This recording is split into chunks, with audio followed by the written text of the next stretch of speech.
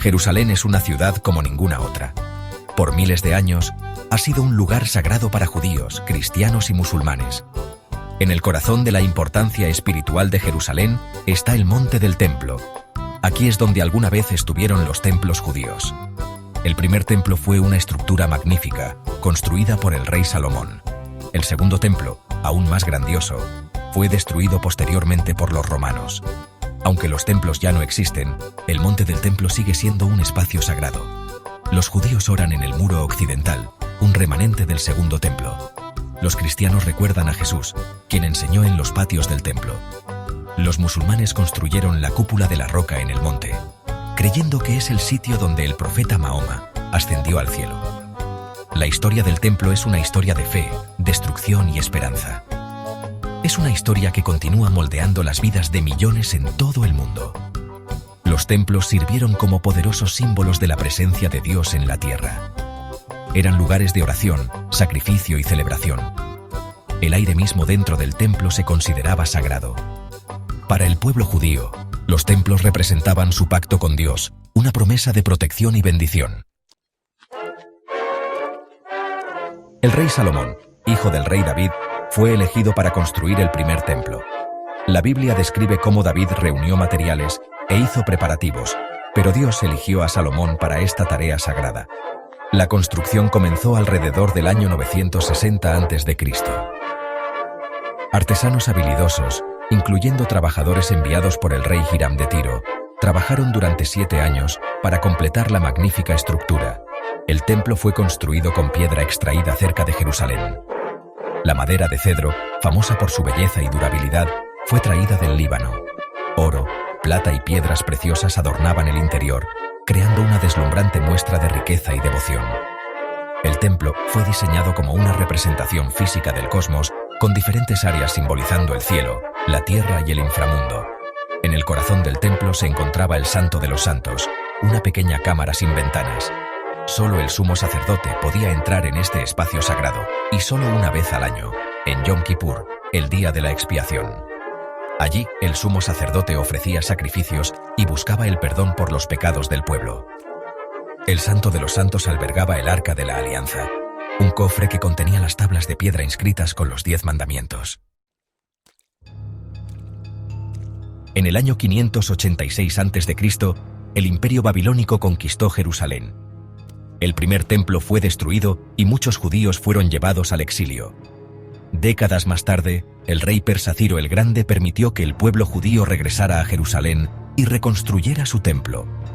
El segundo templo se completó en el año 516 a.C., con un diseño más simple que su predecesor, pero aún un símbolo de esperanza y resiliencia para el pueblo judío. Con el tiempo, el segundo templo sufrió expansiones y renovaciones, sobre todo bajo el reinado del rey Herodes el Grande. Herodes, una figura controvertida conocida por su crueldad, buscó legitimar su gobierno emprendiendo ambiciosos proyectos de construcción. Expandió la plataforma del Monte del Templo y reconstruyó el segundo templo a una escala mayor. El resultado fue un magnífico edificio, admirado incluso por aquellos que no eran judíos. Sin embargo, a pesar de su esplendor exterior, el segundo templo no estaba destinado a durar. En el año 70 después de Cristo, después de una revuelta judía contra el dominio romano, el ejército romano destruyó Jerusalén y el templo. Solo el muro occidental, parte del muro de contención de la plataforma del Monte del Templo, permaneció en pie. Sección 4. Más que piedra y cedro. El diseño sagrado del templo. Tanto el primer como el segundo templo siguieron un diseño similar, reflejando su propósito compartido como la morada de Dios en la tierra. El complejo del templo estaba dividido en una serie de patios, cada uno con su propio nivel de santidad. Solo los sacerdotes podían entrar en los patios interiores, mientras que el patio más exterior estaba abierto a todos. El edificio del templo en sí contenía 3 áreas principales: el pórtico, el lugar santo y el santo de los santos. El pórtico, con su impresionante entrada y sus imponentes columnas de cedro, simbolizaba el umbral entre los reinos humano y divino. El lugar santo, accesible solo para los sacerdotes, albergaba el altar del incienso y la mesa de los panes de la proposición, que representaban ofrendas constantes a Dios.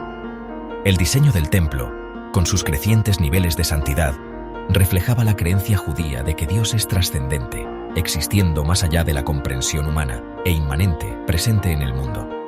El templo servía como un puente entre estos dos aspectos de lo divino. Sección 5. En el corazón de la santidad, el Santo de los Santos. El Santo de los Santos, ubicado en el corazón del templo, era el espacio más sagrado del judaísmo. Esta pequeña cámara sin ventanas se consideraba la morada de la presencia de Dios en la tierra.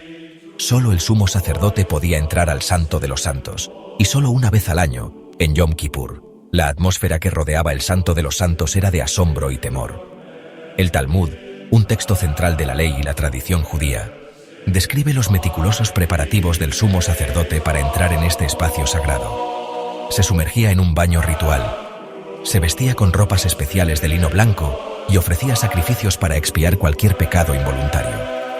Dentro del Santo de los Santos, en el primer templo, descansaba el Arca de la Alianza. Después de la destrucción del primer templo, el arca se perdió, y su destino sigue siendo un misterio hasta el día de hoy. A pesar de la ausencia del arca, el Santo de los Santos en el segundo templo conservó su santidad como la morada simbólica de Dios.